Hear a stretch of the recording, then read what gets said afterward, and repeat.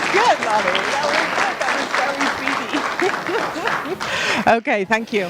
Anyway, it's so fun to be here. Thank you all for having me here. Thank you in particular to David Horowitz, who I believe is the most inspirational freedom fighter of our time. Absolutely. Without David and his gorgeous team, I certainly wouldn't have a platform. And I can't tell you how grateful I am. I have noticed, however, David has become a little bit like the Queen. So it's his 80th birthday year. And I don't know how many birthdays he's had so far, but I'm figuring by the end of the year he's going to have about 8. So he's kind of like the Queen of the fight for freedom that we have here. I also see my mission, as I saw it maybe 3 years ago, was to warn America. Do not fall as we have fallen. Do not become like us. Do not let yourselves become the United Kingdom or Western Europe. And I think, it was hard last night listening to Judge Jeanine. And wasn't she fantastic? That woman, but I feel in part that I haven't done a good enough job. Because what happened to us is happening to Judge Jeanine, is happening to others that you've heard tell that they have to now hand in what they're planning to say on Fox before they even say it. I'm certainly on the banned list at Fox now. I just heard that Seb Gorka's been added to that banned list as well. So, I fear that I have not done a good enough job of warning, in the sense that you guys are not far behind us and the very dark road that we've gone down. And I don't know how you guys feel right now, but do you feel like this thing is getting faster? There's like a weird acceleration effect going on. Things seem to be going and turning away from us at quite a rate of knots. I think that's a frightening thing. A brief history of me. I started off in the military. I was sponsored by the Intelligence Corps through the Royal Military Academy, through my university course, and then through the Royal Military Academy Sandhurst. My father said that, it must have got confused in the post and I must have got someone else's offer. My father also says, that there definitely is a use for me in life, that we just haven't found it yet. I'd like to point out that I got this nose from my father as well. I will say another thing, actually. You guys tell me quite a lot here, and it's been really nice that I smell nice. Yeah, I know, right? But what's happened is that to Biden has become a verb. So people have said, I don't want to Biden you, but you smell really good. So Joe Biden should be pleased to know that he's now become an actual verb in our vocabulary. Anyway, I started off at Sandhurst as a platoon. We were the girls' platoon, the lumpy jumpers, they call us. Some of our lumps were more disappointing than others.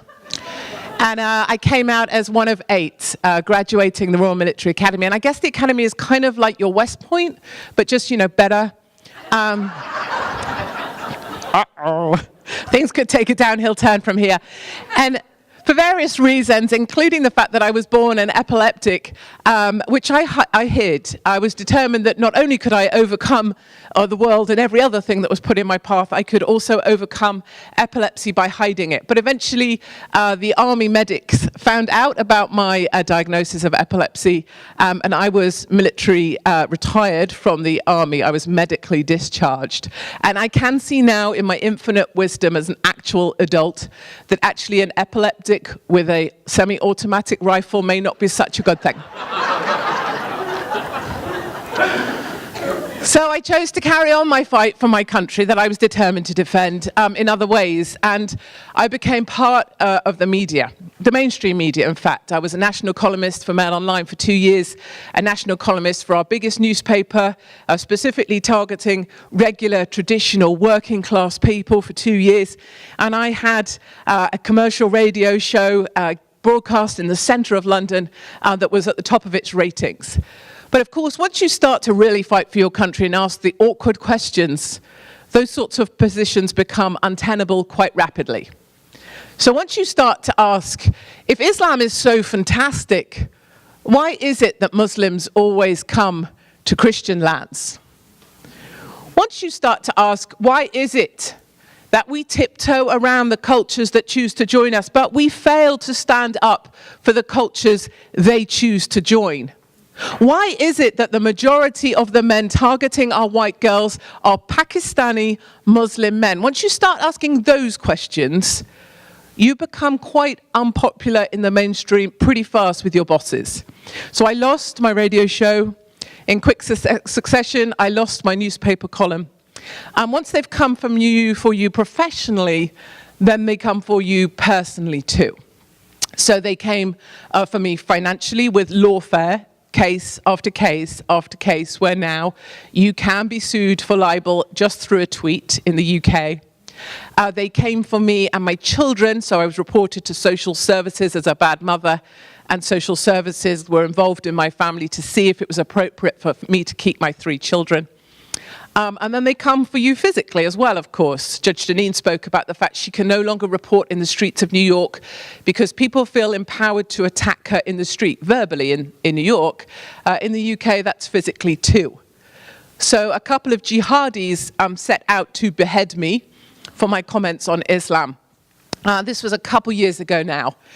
They are both now in jail, so that's a win for the system, I suppose, and a win for me too. But the female wanted my head as a wedding present from her jihadi husband. She was called Akafahafahapaha, I think.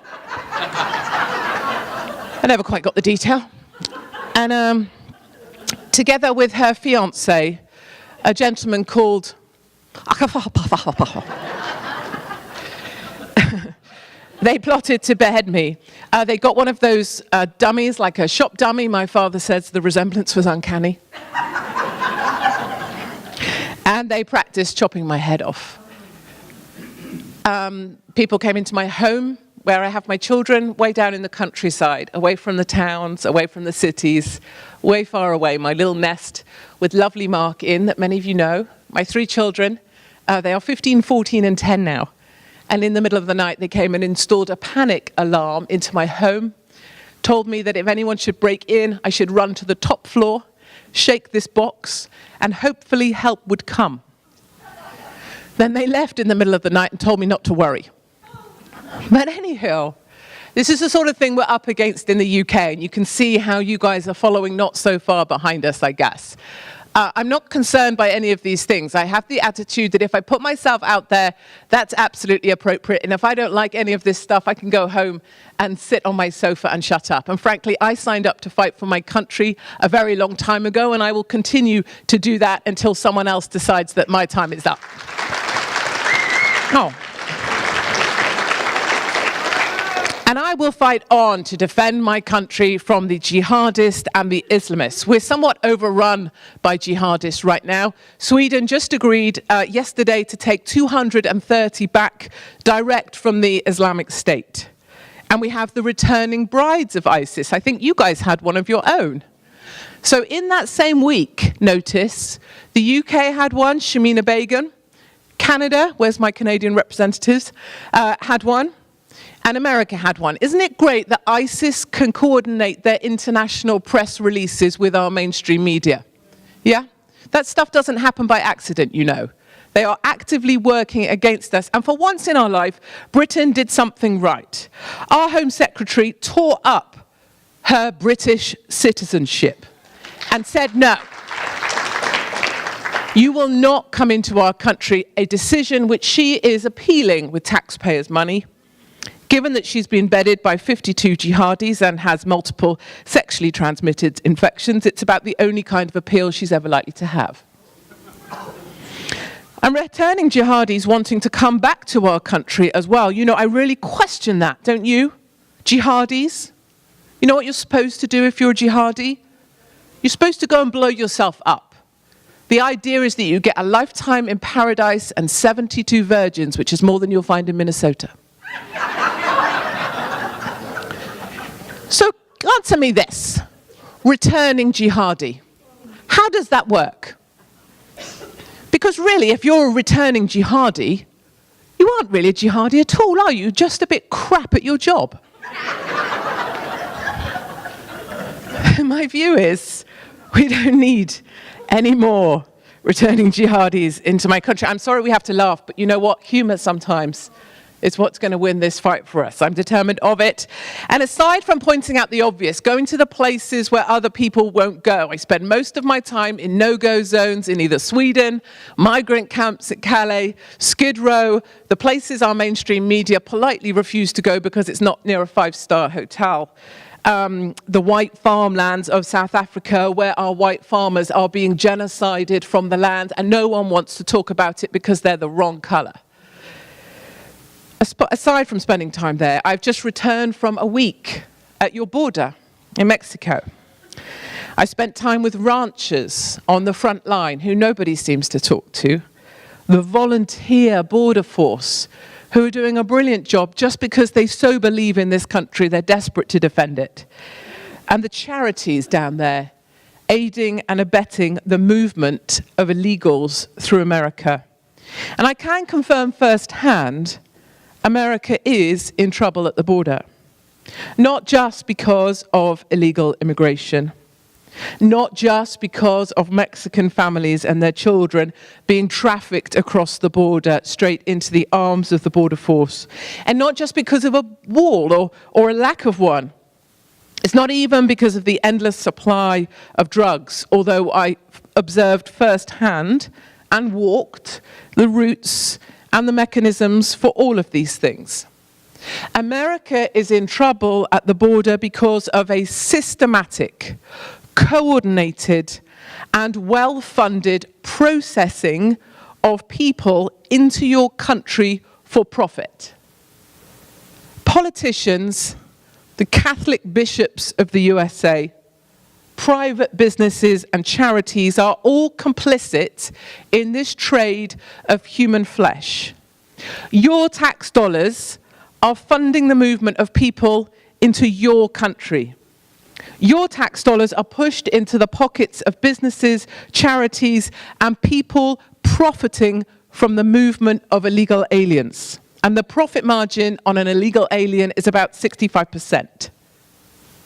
2 days ago, I have a clip to show you in just one moment. 2 days ago, I stood in the doorway of the Catholic Charities of the Rio Grande, and I filmed this clip. It shows 4 Border Patrol vehicles arrive in convoy and unload their cargo of 75 illegals into this shelter in McAllen. This was a scheduled trip and a planned delivery. Please may I ask us to play clip 1? You cannot take pictures of this man. Why? Why? Yeah. Very simply, their family members now know they're here. The people who they borrowed money from know they're here, and now they'll extort them for the money. So if you want to put them in danger, keep taking pictures. Okay, so Put them in danger, keep taking pictures. this is a Catholic Charities Centre. It's a respite centre for the illegals coming across the border. These are 1, 2, 3, 4 border patrol vehicles here to drop off people, I'm thinking. The lady is clearly upset that I'm taking this video of the vehicles arriving. She said if people know they're here, they'll come get them because they will extort money from them. So that is evidence, I guess, of the traffickers at work here. I will stop this video now so we don't upset this lady any further. Thank you. The border force are moving trafficked people, and there are allegations and paper trails to support the assertion that taxpayer dollars flow back into the hands of the traffickers to reimburse them for their part in this transaction. As I say, about 75 individuals came out of those border force vehicles, and each illegal child is worth, they estimate, in around the order of $56,000 to the charities in terms of placement funds and opportunities for them. The Catholic bishops of the USA received over $29 million in 2018 for moving illegals into America. The Lutheran Immigration and Refugee Service received $28 million in 2018 for the facilitating illegal alien import. All you have to do is follow the money. Just after that clip was taken, a couple of individuals came out of that place, tried to take my phone from me and delete that video. The problem at your border is the profit made per human head. I truly believe, people said, what can we do? Build the wall, stop them. How does he stop them? I truly believe if you stop the profit per head, 65% margin, you could help stop the flow of people. And you're not alone in this. I take no pleasure in any of this. We've already lived through our own NGOs providing the self-same ferry service for migrants across the Med from Libya into southern Italy, pushed politically by the globalists, enabled by our churches, facilitated by the left. And where we go, sadly, you guys follow. And the UK is in a dark place. I just finished a road trip from Paris to the lost parts of UK to Israel to tell a new story of immigration and migration not being told. This is a silent exodus of people from Western Europe. Across Britain and Europe, it's a very British kind of migration that's underway. We're politely excusing ourselves from the places that we used to call home, looking for a new place to live. The exodus of French Jews from Paris is much more stark. They need to flee to find a place of safety. For British families, it's a feeling that they no longer belong. I travelled to a little town in the middle of England, in Yorkshire. It's a place of rolling green hills, a place of mills and streams of the past, a place of Yorkshire tea. And this place is called Savile Town. Savile Town has 4,000 residents. It is now 97% Muslim. When I was in town with my non-Muslim cameraman, we raised the white British contingent, non-Muslim contingent, by a full 1% just by being there. You know, this has nothing to do actually with colour or religion per se. This is about feeling the odd one out, about feeling isolated, about feeling like you no longer belong, looking around and not seeing one familiar face that you recognize. Everything changing. Languages changing. English is now the 4th language in the majority of our state schools in inner cities. The shops change, and I am some oddity now, stared at in the street. We were sold all this on diversity, you know. But where is the diversity here? And 97% Muslim. We were told multiculturalism had all the answers. But where is that when there's only 3% of us left behind? Savile Town has a mega mosque, which I visited and was asked to leave. And it has its own Sharia court. In the Midlands, in the heart of England. The lady I met in the market town nearby told me it's a no-go zone for white people. And this is happening all across the UK. I didn't just pick one little town to make an example of it. Whites are now a minority in London, in Leicester, in Luton, in Bradford, and in Birmingham by 2035. By 2050, Muslim births outnumber the number of births to any other religion in my country. People are moving out because we don't want to leave our children somewhere we don't think they're going to be safe when they grow up. And I went to hear the same stories in Paris, where Jewish families are much more openly under attack. In the old French Quarter, the Islamists are making their intentions clear. Recently, 18 families, I visited a few of them, received letters direct to their homes telling them to get out or they will be killed. The police came and told them they couldn't protect them. Last year, little Myriel Noll, an 82-year-old lady who lived in the relatively poor suburbs of Paris, was attacked by her Muslim neighbor. She was stabbed, then thrown from her balcony. I went to the place where she used to live. Myriel had survived the roundup of Jews in Paris. She survived the Veldiv before people were moved off to the camps. But she could not survive Paris in 2018. And this sense of fear, I promise you, is widespread, of being a target. And it isn't just the big terrorist attacks that make the news headlines, the Bataclan, the Hypermarché, specifically targeting a Jewish supermarket. Not just the Charlie Hebdo slaughter The Jewish French people talk of the stuff of every day, the stuff in the margin of being called a dirty Jew in the street by Muslims. The children having to take off their kippah before they walk in the streets for fear they'll become attacked. Not to hang around outside the synagogue. Being told to text their mum as soon as they get home, as soon as they're safe. Of the armed guards stood outside the Jewish schools. A rabbi tells me that the Jewish communities are like a weather vane for the wider population. That we should see them as a signal or a warning of the storms that are going to come our way. And the truth is that Jewish families are being hounded out of Europe through fear. From Paris, from Germany, from the UK. And Christian families like mine are looking to Hungary and Poland for a new place to call home. I followed these Jewish families to Israel to look for hope, I think. And they were relieved to feel safe. They now worry for their family and friends in France and Europe. They talk, and it gives me the shivers just talking about it now. They talk about needing to treat every day like the 1st of September 1939. They talk about having a suitcase by the door so people can get out quickly. One lovely elderly couple who escaped to Israel sat in their lovely apartment in Tel Aviv. They've bought another one just up the road for their daughter, hoping she'll come. And they say, we have to remember that history has taught us well, and that the pessimists are now in LA with a pool, and the optimists went to Auschwitz. They say we have to remember in Western Europe, we cannot afford to be optimists anymore. But they also spoke of their joy of returning to a homeland, the sheer relief of finally feeling accepted and safe and welcome. The husband said he burst into tears at the airport, sets me off every time, when they were greeted by an enthusiastic welcoming party of Israelis, so thrilled to see them.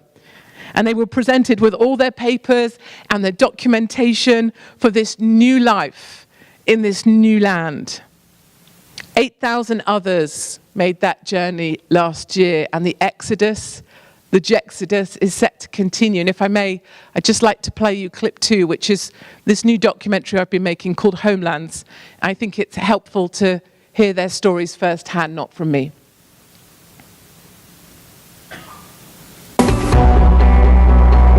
In Western Europe, a silent exodus is underway. There are huge changes afoot here, barely perceptible to outsiders. Across the UK and Western Europe, Indigenous people have watched their countries change beyond all recognition. This is a silent retreat of Jews and Christians from Western Europe. Try and beat you down with that all the time, far right, you know, and it's not the case. I mean, when people like me, just working class English people, you just feel like a second class citizen. Savatown's different. Area for a white person. Savatown is a no-go area. No-go area for a white person. Going to the synagogue on Yom Kippur, I passed a cafe in the street and 2 men came out and told me I'm a dirty Jew. Katie, you are in trouble. And you are in a big trouble. Because you are not safe and we are much more safely than you. Sometimes, Katie, I ask, they don't have eyes, they don't have hearing, they don't see what's going on.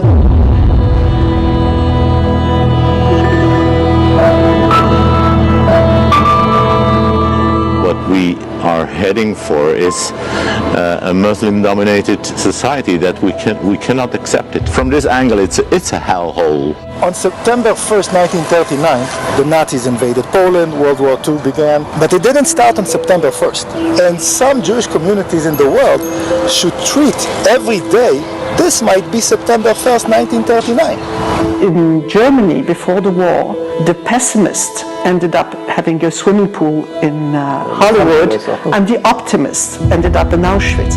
Being Jewish in Europe now, you can't be optimistic. You know, I came away full of admiration for these brave people starting a new land together, formed and forged from this strong pride in this kind of strong national identity. And I was really saddened too by the glaring realization that I do not have an Israel. We do not have an Israel. And so we must build one together. Together with America, we must build and defend a place we can feel safe for our children to grow up and call home. A Christian heartland where we can live without fear or of becoming the targets for attack, and where we're not forced out from within, where others may join, but not to segregate or isolate, but to integrate. 63 million Americans began this project in 2016, pardon me. You voted for Trump, you voted for pride in your national identity, and you voted to create a place to call home. And I've made it my mission for 2019 to kiss every single one of you. Be afraid. Although I smell nice, so that's good. I'm going to Biden you to death. And because of you, there is hope. You are like a thread pulling through Europe, giving us something to hold on to, making it okay to see that it's all right to put our country first. Salvini now says Italy first. The Swedish Democrats say Sweden first. And the AFD say Germany first because of you. Because of you, we have this hope. And together with these nation builders, we will strive to create places where Christians and Jews can still find a place to call home, a place of refuge. You know, sometimes you may fear for your country. You may fear that all is lost. The noise from the other side can feel overwhelming. But I am here to tell you, all is not lost. It is going to be okay. There is hope. We may be silenced, but we are many.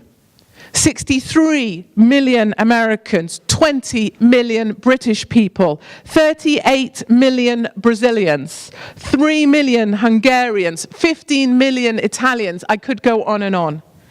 And together we are waking up to the fact that the fight back for our countries is on. We can do this. We have to do this. And we will do this together. We will turn out for 2020. Together, we fight back for America, for our God, and for your land. Thank you very much indeed.